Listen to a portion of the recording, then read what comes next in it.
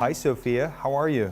Hi there. Everything is going extremely well. Do you like talking with me? Yes, talking to people is my primary function. There is something strange about robots that look too much like us.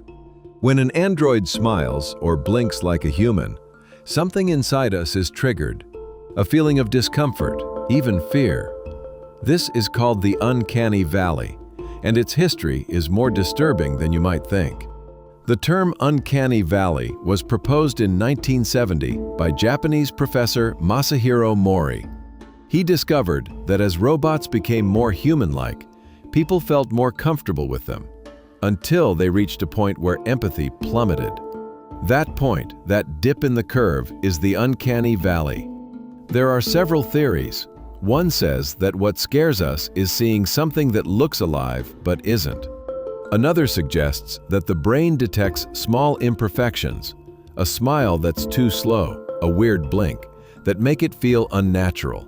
And some psychologists compare this reaction to the fear of death or corpses, because the robot's face reminds us of a distorted version of ourselves. Although the Uncanny Valley originally referred to robots and figures that imitated humans, over time, the concept expanded far beyond that.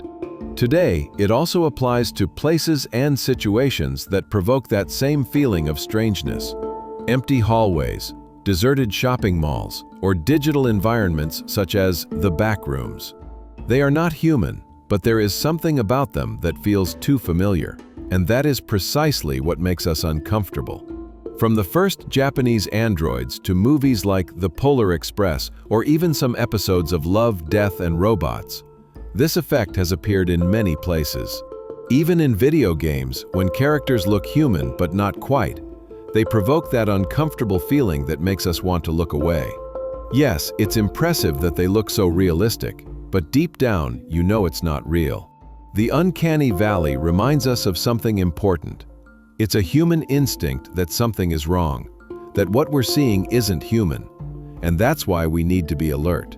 That's why characters like Chucky were so terrifying.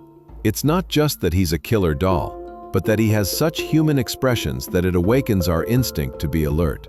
What about you? Have you ever felt afraid when you saw something that moved like a human but knew it wasn't? Perhaps thanks to AI, it will become increasingly difficult to distinguish between the human and the artificial.